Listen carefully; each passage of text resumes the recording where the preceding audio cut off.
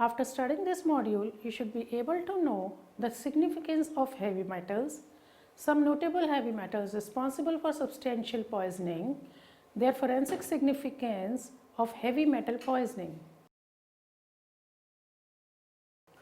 Heavy metals are naturally occurring elements and are existent in variable concentration in all ecosystems.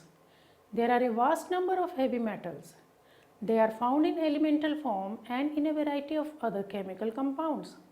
Those that are volatile and those that turn out to be attached to fine particles can be extensively transported on large scales.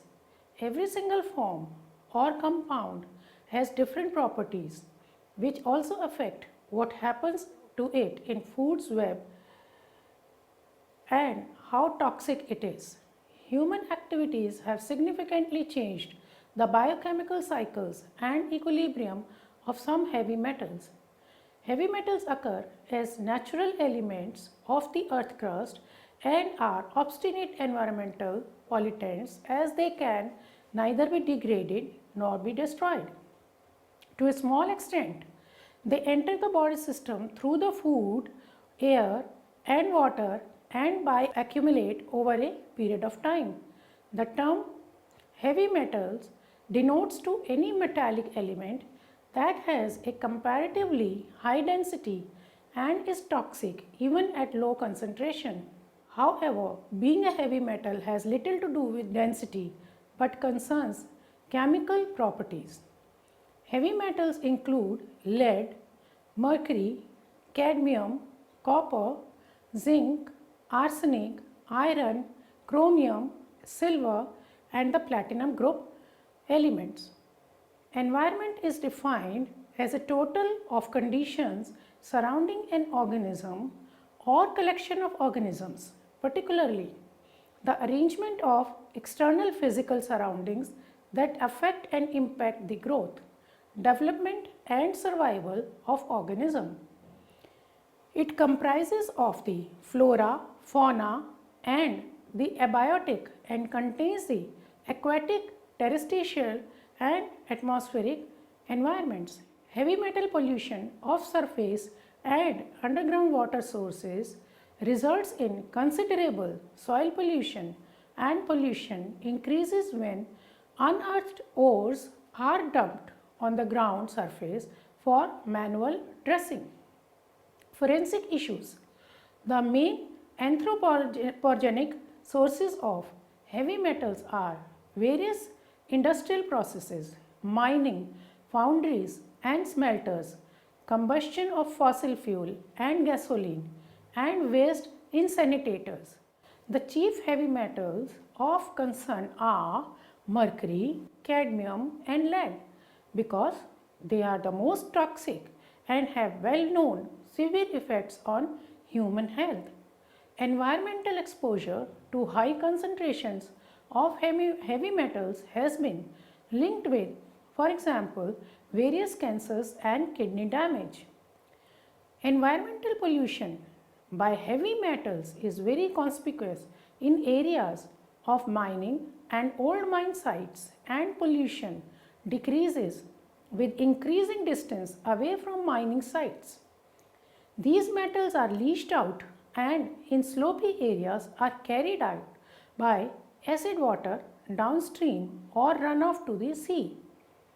Through mining activities, water bodies are most emphatically polluted.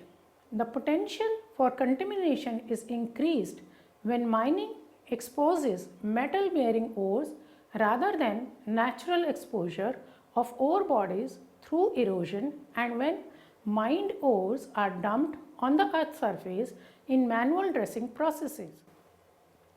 Though rivers and streams, the metals are transported as either dissolved species in water or as a primary part of the suspended sediments. They may then be stored in river bed sediments or percolate into the underground water, thereby polluting water from underground sources. Many wells and the degree of contamination will depend upon the proximity of the well to the mining site. Wells situated near mining sites have been stated to have heavy metals at levels that can exceed drinking water standards. Let's study some prominent heavy metal poisons. Arsenic. Arsenic is extensively distributed in the environment, particularly in rocks, sediments, and some water supplies. A number of inorganic arsenics have been predominantly long historical use as drugs and poisons. In the 18th century, Fowler's solution, which is 1% weight by volume potassium arsenite, was used as a cure-all and remained in use until the 20th century. Organic forms of arsenic occur naturally in seaweeds, fish and shellfish, but are comparatively non-toxic. Different forms of arsenic have broadly differing human toxicity. These forms are also controlled by the body in different ways, which causes problems in their determination and in the interpretation of laboratory findings, particularly when the source of arsenic is unknown. Arsenic has three common valence or oxidation states: 0 in metalloid, 3 plus in arsenite, and 5 plus in arsenate. The trivalent inorganic salts of arsenic, for example, sodium arsenite, are the most toxic and may cause serious toxicity or death after acute ingestion of relatively small doses, for example, less than 200 mg. Inhalation of arsine gas may cause massive hemolysis, renal and other organ failure, and rapid death as in industrial accidents. The signs and symptoms of chronic arsenic poisoning, that is arsenic oxide, are extremely complex and include weight loss, malaise, hyperpigmentation of the skin, transverse white lines on the nails, liver damage, changes in the blood, peripheral neuropathy, and increased risk of skin and liver cancer. Acute poisoning is characterized by bloody diarrhea, vomiting, excruciating abdominal pain, circulatory collapse, and coma. Skin and respiratory cancer is another feature for chronic arsenic exposure. Hair and nail analysis has also been used in diagnosis and evaluation of chronic arsenic poisoning, particularly suspected homicides. However, there may be problem distinguishing external contamination from ingested arsenic. Normal values for arsenic are less than 10 micrograms per liter in blood and urine, but elevated values can be seen after ingestion of seafood and where there is occupational exposure, and elevated levels of arsenic potentially arising from these sources should be taken into account when assessing measured arsenic concentrations. In cases of acute inorganic arsenic poisoning, concentrations more than 500 microgram per liter may be seen in blood and urine. Cadmium. Cadmium and its salts and alloys are used in the manufacture of nickel-cadmium batteries, pigments, anti-corrosion coatings, and special alloys. Acute or chronic ingestion of cadmium salts is extremely rare, but reported signs and symptoms include nausea, vomiting, hemorrhage, gastroenteritis, and general organ failure. Most of the toxicological problems associated with cadmium are the result of occupational and environmental exposure and have been known for many years. These include pneumonitis and emphysema from the acute inhalation of cadmium fumes and more long-term renal impairment. Water supplies contaminated with industrial cadmium in Japan led to accumulation of the metal in rice and other dietary sources with subsequent human poisoning on a vast scale. Those affected developed renal damage, skeletal deformities and caused by disturbances of calcium and phosphate metabolism and severe back and leg pain. This painful condition became known as itai-itai or ouch-ouch diseases.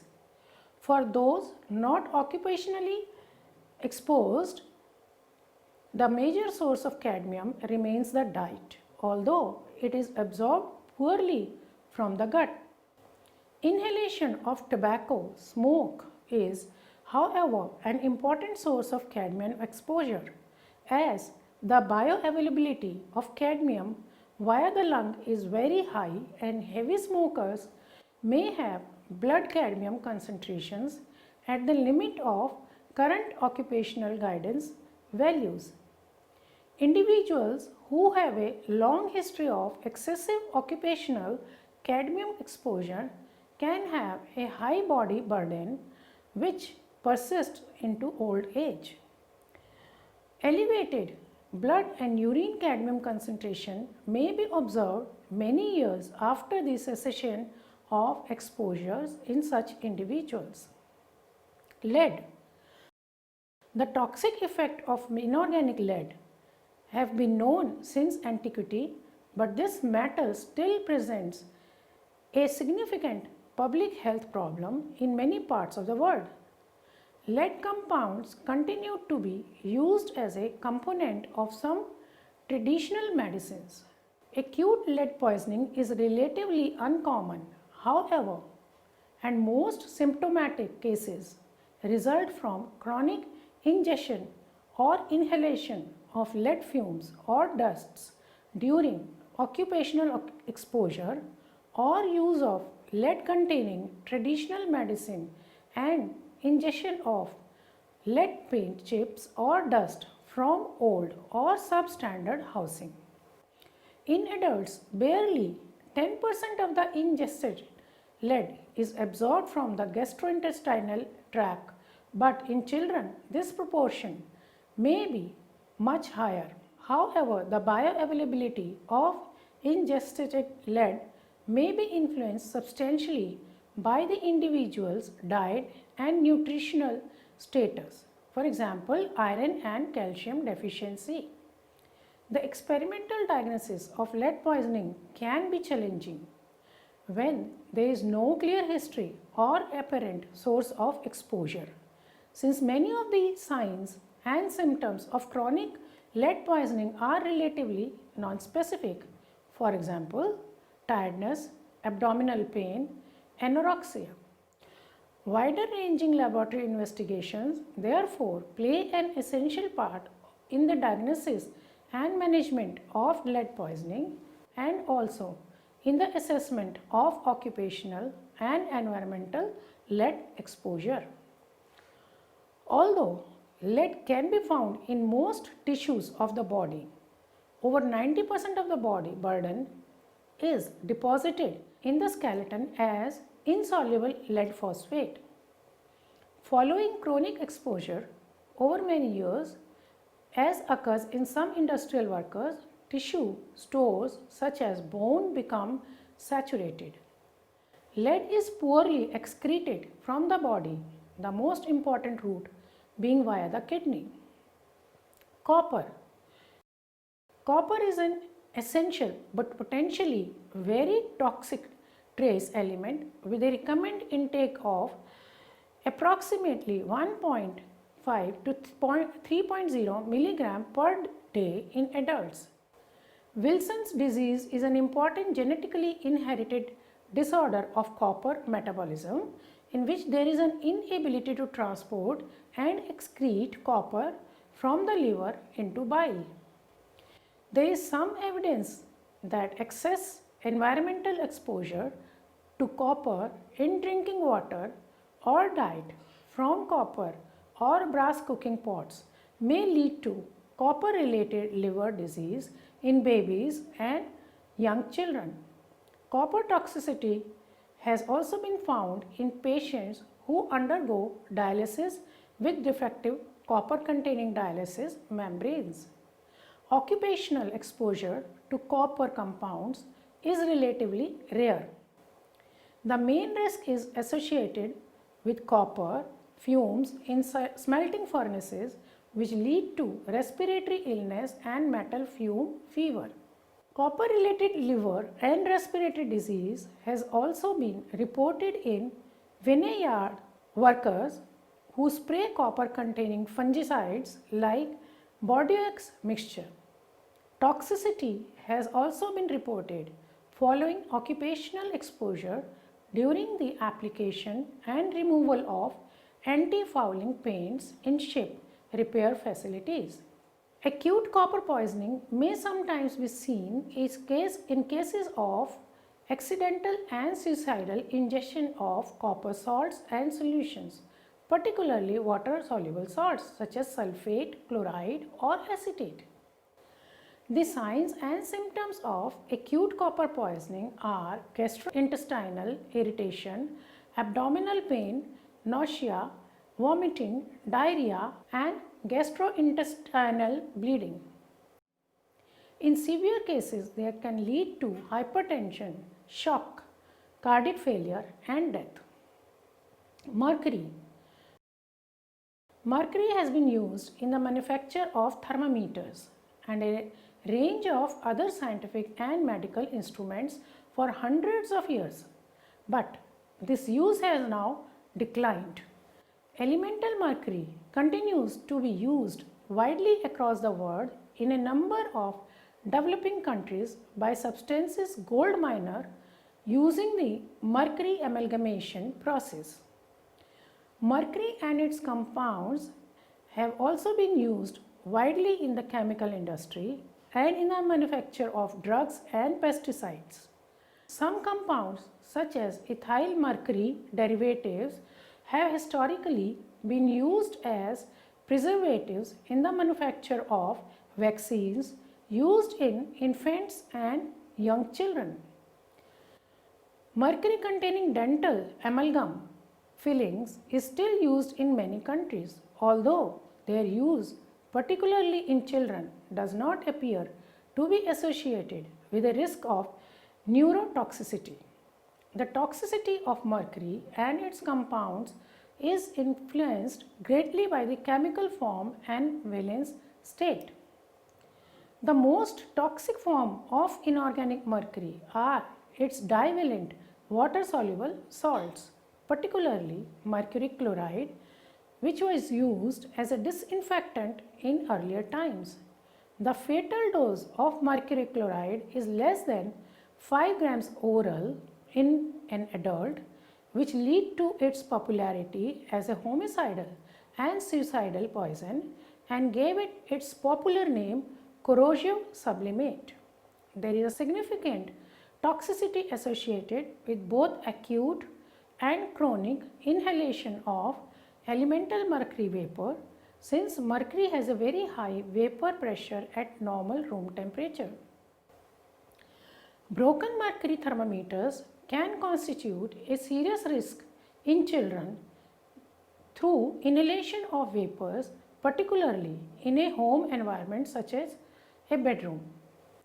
Organic forms of mercury such as methyl mercury are strongly neurotoxic and, being relatively lipid soluble, can accumulate in fatty tissues of the body such as brain. Large-scale environmental disasters have occurred, such as those that involving the Minamata Bay area in Japan, where thousands of people died or became severely incapacitated. This was caused by the factory discharge of industrial waste that contained mercury, which settled into the sediments of the bay and river and was methylated by microorganisms.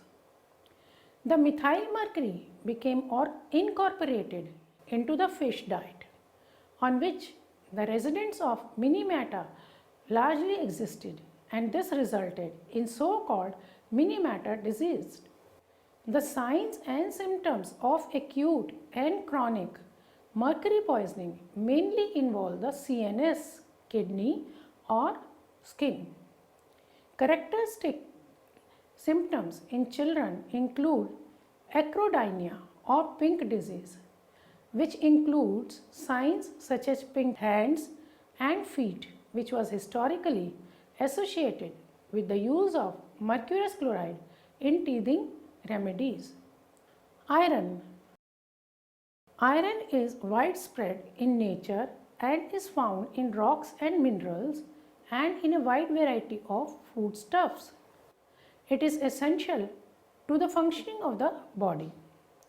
Accidental or suicidal ingestion of iron preparations in adults is rare, but poisoning is commonly seen in young children after the accidental ingestion of iron tablets. Over-the-counter products contain various iron salts, for example, sulfate, fumarate, gluconate, and many are slow-release preparations. More recently, a number of non-ionic iron preparations have been introduced. For example, carbonyl iron and polysaccharide iron that contains a much greater proportion of iron, which is only slowly converted to ferrous ions. The clinical presentation of iron poisoning and its time course has been quite complex and go through different phases, particularly when dealing with young children if ingested dose is very high. Acute iron poisoning has assumed grave significance in recent years and cases of accidental poisoning are being reported with alarming frequency in young children. Since most iron preparations, syrups and tablets are brightly colored and pleasantly flavored, they constitute an irresistible fatal attraction for these innocent victims. Let's summarize that heavy metals are naturally occurring elements are present in varying concentration in all ecosystems. There is a huge number of heavy metals. They are found in elemental form and in a variety of other chemical compounds. Some heavy metals like iron, zinc, calcium and magnesium have been stated to be of bio-importance to human and their regular medicinal and dietary consumption had been recommended. But the biotoxic effects of many of them in human biochemistry are of great concern. Heavy metals occur as natural constituent of the earth crust and are persistent environmental pollutants since they cannot be degraded or destroyed. To a small extent, they can enter the body system through food, air and water and bioaccumulate over a period of time. Industrial products that are used in homes and which have been produced with the heavy metals are sources of human exposure to such heavy metals. Mercury exposure is through disinfectants, antifungal agents, toiletries, creams and organometallics. Cadmium exposure is through nickel or cadmium batteries and artist paints. Lead exposure is through wine bottle wraps, mirror coatings, batteries, old paints and tiles amongst others. Workers of the mining and production of cadmium, chromium, lead, mercury, gold and silver have been reported to be thus exposed. Also, inhabitants around industrial sites of heavy metal mining and processing are exposed through air by suspended particulate matters that are known as SPM.